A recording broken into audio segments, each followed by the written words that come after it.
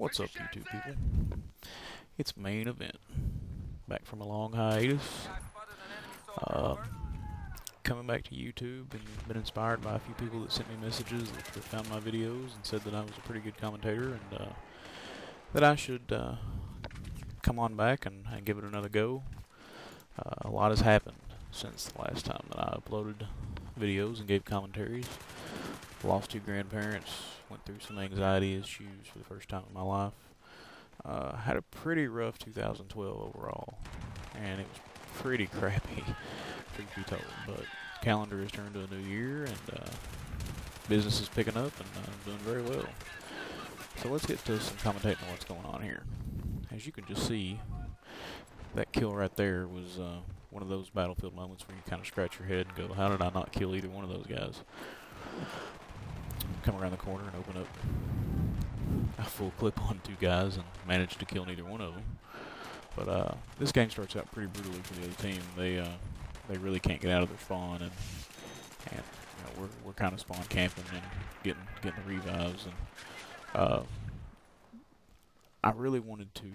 The purpose of this video was as I was watching the gameplay, I really thought it would be a good idea to give some tips on what makes a average player maybe that much better. What I mean by that is just doing simple things.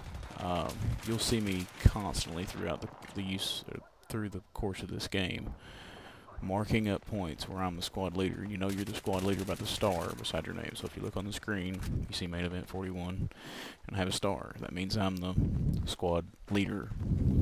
And with that squad leader, you can earn a lot of free points for yourself and for your team by doing something very simple, and that is just marking points. And you do that on the Xbox 360 and the PlayStation 3 by using the select or the back button. So all you have to do is put your crosshairs on the point, hit select or the back button.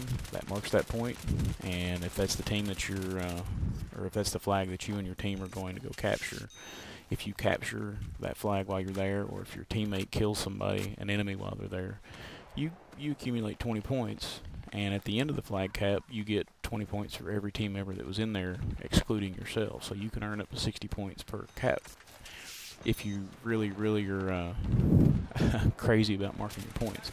And as you can see, A is marked right now on the map with the little arrows on the outside of A there. You can see it on the right-hand side of the screen. That means A is marked, and anybody that's killed inside A, I get points for, and they get points for.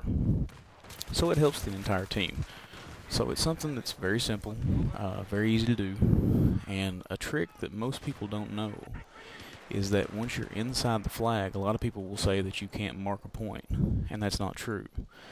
All you have to do to mark a point while you're inside the point, as in the situation where I'm in right now, is if I looked at the flagpole and used my crosshairs and went to the very top of the flagpole, as soon as you get your crosshairs to the top of the flagpole, hit select or the back button, and the point will be marked and you get the points while you're there, and you see attack order followed, 20 points. That means I had a teammate inside the point. I got 20 points for the cap because I had it marked while he was in it, and he got 20 points on his screen for doing it. And that's something that's minute, but it really helps to increase your score per minute. And right here I go on a massive killing streak, if I recall correctly. I got one guy, two guys, and then they know where I'm at, and three guys pop around the corner. And one guy tries to be Rambo, and instead of finishing off and killing me, he decides to go for the revive and get the sure 100 points, and it doesn't really work out so well for him. So that was about 5 kills in the course of you know, maybe 5 seconds. So that's a good way to boost your score per minute too. And another thing that's pretty obvious is you know, maps like this, revive. The more medics you can pack into a map like this, the better chance your team and you have of winning. Right here, I turn the corner and almost get a defib kill on this guy. He caught me kind of off guard. I wasn't expecting him to be there. I didn't know where the other guy got killed, and I honestly thought he got killed from up on top. So when I turned the corner, I had my paddles in my hand, and I was like, okay, this guy's going to shoot me in the feet or in the face. I've got the paddles out. He may be weakened already. Why not go for the defib kill? So I tried it. It didn't work out. I managed to live anyway and kill the other guys, so it all worked out in the end. But to add a little insight onto the Aftermath expansion. I really feel like it was the best expansion that Battlefield has released to date. It's just been awesome. The other expansions were terrible for console. Close Quarters was okay, but it was more of a Call of Duty type feel. It didn't have the true Battlefield feel. It was really small maps, really hectic gameplay. Just not a whole lot of fun because you're constantly being shot in the back and people spawning around you. At least with Conquest on the bigger maps, you can, kind of control where you spawn, how you spawn, to try to, really play maybe a little bit slower to try to maintain and control your kill deaths a little better.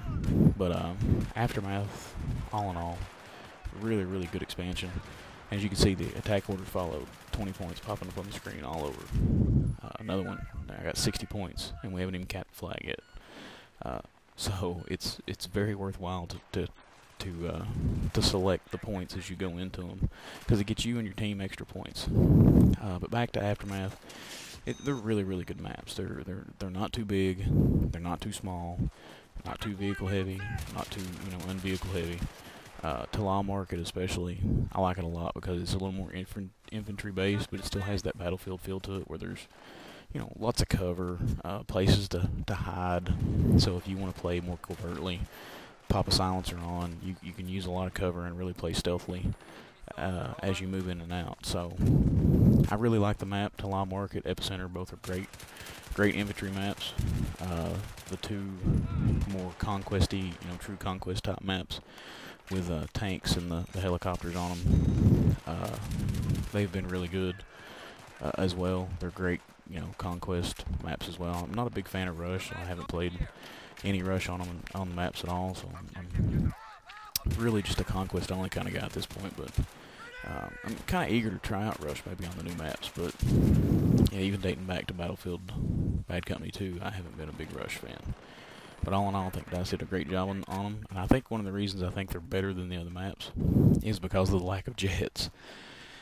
I'm sure all you console guys out there are saying, well, jets are really nice. Well, and they are, truth be told, on PC. I play it on PC a little bit as well. I'm terrible on PC, not afraid to admit it. But for console, jets are absolutely useless. You're basically taking up to 4 people with only 12 on each team. You're taking 8 people, well, 4 people with just the jets.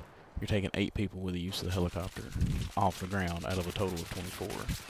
That leaves very little for people on the ground to shoot, to be in tanks. It's just not really a good design. And that's something with the next gen technology coming out that I'm hopeful that Battlefield 4 can address. So really looking forward to the next gen, especially on console. I'm a controller guy. Really, really love the controller, and that's basically just because that's what I'm used to. PC, yes, you have much greater control. I don't think anybody would argue that, but when you've played console all your life, it's pretty hard to get used to the mouse. But there's a rookie mistake. I get the revive and didn't check the entire base for stragglers and got shot in the face. Rookie mistake, but we all make them. Saw the revive, saw the free easy 100 points. And kind of make a mistake here as well. I'm going to pop out and shoot some dude running across. And I think it's the last guy in the point. And you see, I found out really, really quick that it's not the case. He's got a buddy sitting right there on the rock. 2 of them, actually. They shot me right in the face. So now we've got point A marked. I've already marked it before we go into it because I know we're getting ready to get into a big battle.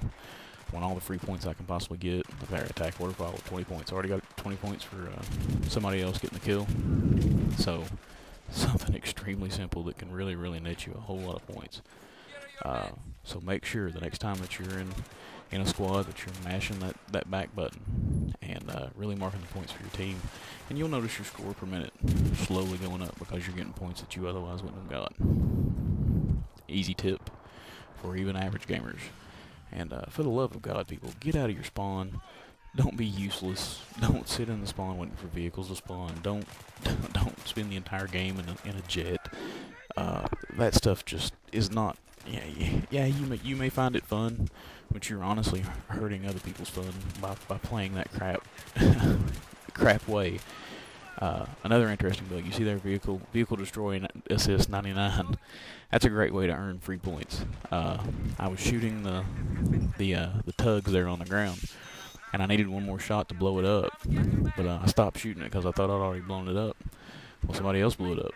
When that happens, the guy that blew it up gets 20 points, and where I just got the assist on it, I got 99 points. How that makes sense to dice, who knows, but I've seen that many times over the course of it. If you destroy a MAV or a tugs or some form of equipment on the ground that is, that's destroyable with a gun or a grenade, if you shoot it just a couple times and then leave it and somebody else on your team goes ahead and destroys it, you get more points actually by not destroying it and just damaging it than you do fully destroying it. So again, that's something very minor, and it's better to go ahead and destroy a mobile spawn beacon than it is to leave it just sit on the ground and let the other team and hope somebody else on your team comes by and blows it up. So always destroy them if you can, if you're by yourself. But if you're in a really heavily traffic area like that, you might get some more points by leaving it on the ground and letting somebody else clean it up. But this round's coming to an end. Had a really good round. 37-10, I think, is the final score. I ran around with the YOG.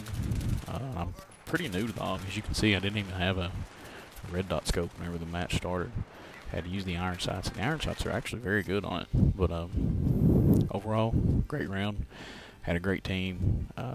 Probably a little better team than the other team would have expected. But you guys take it easy. Catch you later. Bye.